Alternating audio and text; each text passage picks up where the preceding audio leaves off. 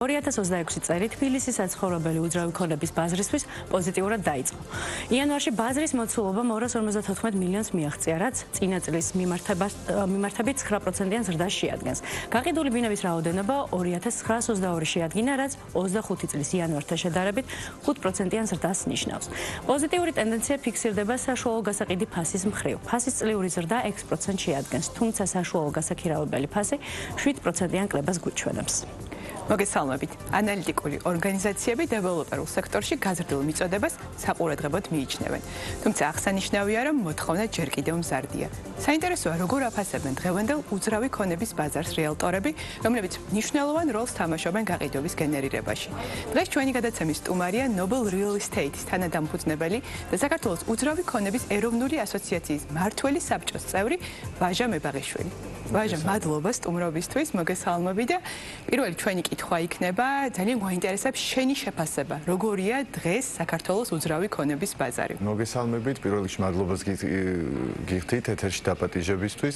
რაც შეეხება სურათს, საერთო ფონი, რასაც ვაკვირდებით ჩვენ ახლა დარგის პროფესიონალები არის ის, რომ რეალურად ძალიან საინტერესო ეტაპებს გადის ზოგადად ჩვენი ბაზარი და ეს დაიწყო საკმაოდ ესეთი თუ გავიხსენებთ მოგეხსენებათ უკრაინაში ომაც სერიოზული გავლენა მოახდინა საქართველოს უძრავი ქონების ბაზარზე.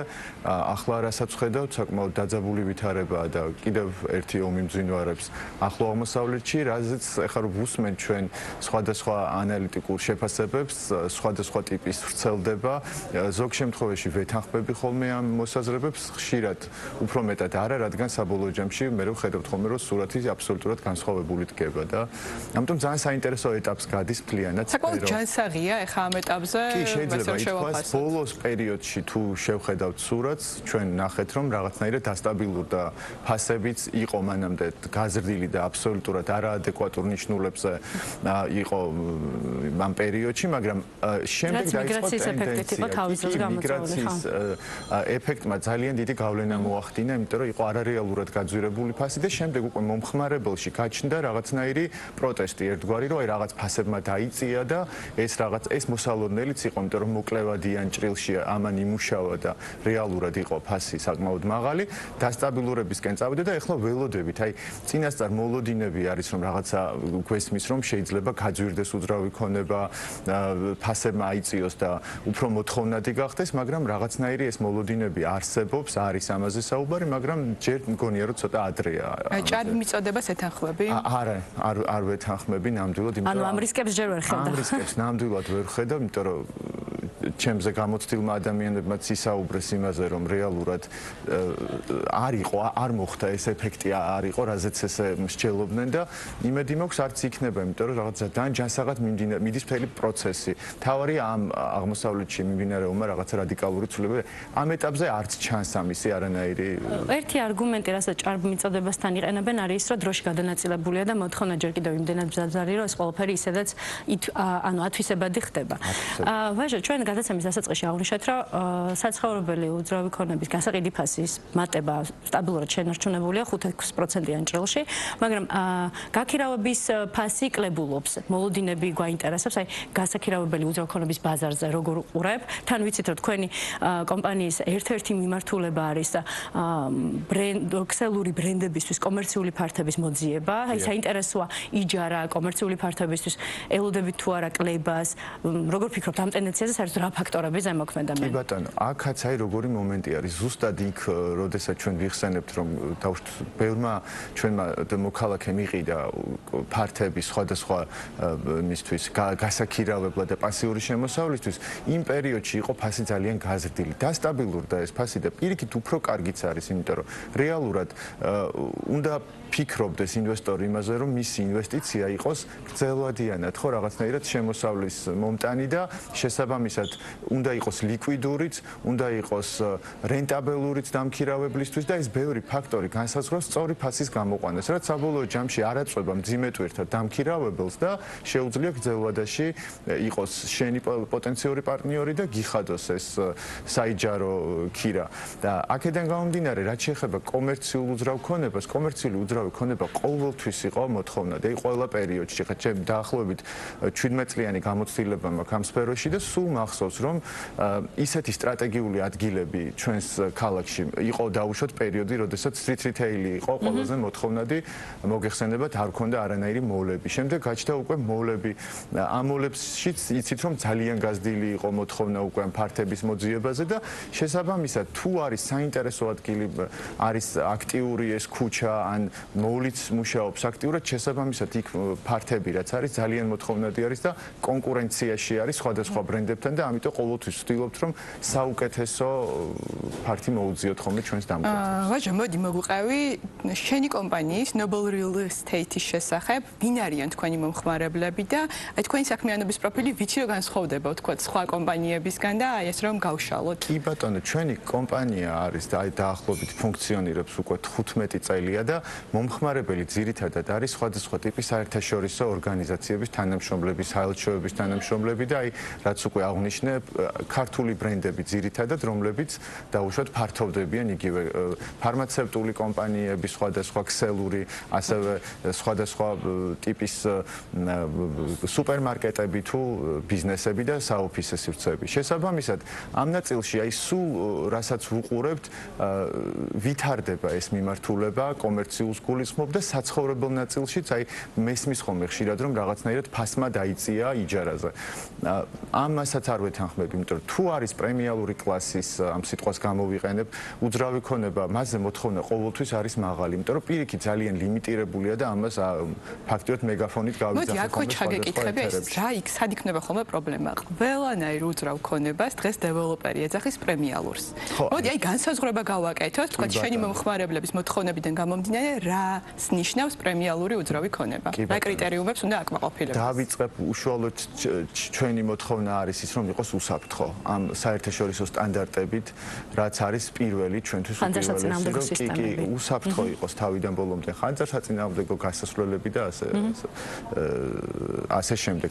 გარდა ამისა არის უკვე თვითონ განვითარდა და პრემიალურს რატომ ეძახის, ესეც ძალიან საინტერესო კითხვა არის, იმიტომ რომ რეალურად ჩვენ გვახსოვს, რომ უბრალოდ სახლი იყო სახლი და მას სხვადასხვა მიმართულებები არ ქონდა, როგორიც არის დაუშვათ საცურაო აუზი თუ სატრენაჟერო დარბაზი, ბაღი, ინფრასტრუქტურა განვითარდა და ამიტომ დეველოპერიც ყველა პროექტს ასეთი ტიპისას ეძახის პრემიალურს, მაგრამ თლად ესე არ არის ყველაფერი, იმიტომ რომ პრემიალურ პროექტი უნდა პრემიალურ ლოკაციაზეც მდებარეობდეს და უძრავ ქონებაში აი ესეთი კითხვა, როდესაც დაისმის, რომ აი რა განსაზღვრავს ფასს და აი ესე პირდაპირ არის, რომ ლოკაცია და ლოკაცია, ანუ location and location და ანუ ძალიან მნიშვნელოვანია სწორი ლოკაცია იყოს შერჩეული და შესაბამისი კონცეფციის კეთი და თან ესეთი მიწები ფიზიკურად ძალიან ცოტა არის ქალაქში, უბნებიც არის, ვიცით რომ რაღაცნაირად არის ძირითად ცენტრალურ უბნებზე არ დავასახელებ, მათზე კეთდება განსაკუთრებული აქცენტები და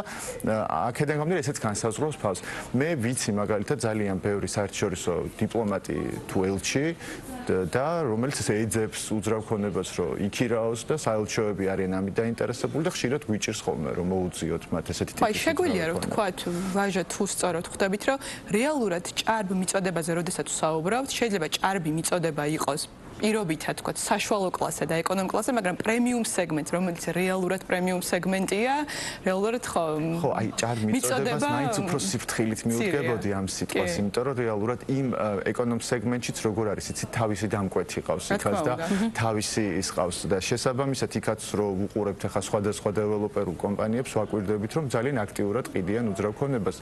უბრალოდ უნდა გაკეთდეს, ახლა მე ჩემ გულის კილოს გაგიზიარებთ, პირველ რიგში აქაც მომხმარებლის უფლება უნდა იყოს დაცული და იმაზე უნდა გაამახვილოს ყურადღება მომხმარებელმა, რამდენად იურიდიულად გამართული არის ეს პროცესი, იმიტომ რომ რაღაცნაირად ეს ბოლო პერიოდში განსაკუთრებით მედარდება ამ თემაზე, რომ რაღაცნაირად დაზღვეული იყოს ჩვენი მომხმარებელი, რომ არ განმეორდეს რაღაცა ის არ დავკონკრეტების ავაცახსენებელი პერიოდი, როდესაც ჰაერში რჩებოდა ხოლმე, ასე ვთქვათ, და მათთვის უძრავი ქონება ძალიან მნიშვნელოვანი არის. ეხლა ჩვენ გვიყურებს მაყურებელი და ყველა უძრავ ქონებაში ვართ, ეხაც უძრავ ქონებაში ვართ, ამ წუთას საიდანაც გადაცემა მიყვავს და როცა საუბარი არის საცხოვრებელ ბინაზე, იქ ადამიანი მთელი ცხოვრება ცდილობს რომ მოაგროვოს ეს თანხა, შეიძინოს, ვისაც არ აქვს იმის საშუალება რომ 10 და 15 ბინა კონდეს და ამიტომ ძალიან დიდი სიფრთხილით უნდა მიუდგეს და ესეთი არჩევანი გააკეთოს პროფესიონალთან ერთად და ეხლა არა იმიტომ რომ მე ჩემს სფეროს წარმოვადგენ როგორც უძრავი ქონების ბროკერი და ამ შემთხვევაში საერთაშორისო რეალტორი, იმიტომ უნდა გამოიყენოს პროფესიონალი სერვისი, რომ რაღაცნაირად მეტად უფრო იყოს ამ პროცესში შედეგიანი, იმიტომ რომ მნიშვნელოვანი არის ეს ფაქტორი. თქვენ შეიძლება ერთხელ ყიდულობთ უძრავ ქონებას, ჩვენ დაუშვათ შეიძლება 10 ჯერ, 15 ჯერ და 30 ჯერ კვირაში და ყიდულობთ, იმიტომ რომ ვიცით ეს მთელი პროცესი ზეპირად. ვაჟა, ძალიან საინტერესო მომენტს მიუახლოვდით. 2014 წლიდან არსებობს საქართველოს უძრავი ქონების ეროვნული ასოციაცია, რომელიც როგორც ვიცით, ამერიკულ რეალტორების ასოციაციების ერთადერთი პარტნიორია საქართველოში. ვრცლად რო გვიამბოთ, აღნიშნული ასოციაციის საქმიანობის მიმართულებებზე, რა მიზნებს და ამოცანებს პასუხობთ და პლუს რა შესაძლებლობას გაძლევთ ეს თანამშრომლობა ამერიკულ რეალტორულ ასოციაციასთან. ძალიან დიდი მადლობა ამ კითხვისთვის, იმიტომ რომ მნიშვნელოვანი არის ეს ჩვენთვის დარგისთვის ძალიან დიდი მონაპოვარია.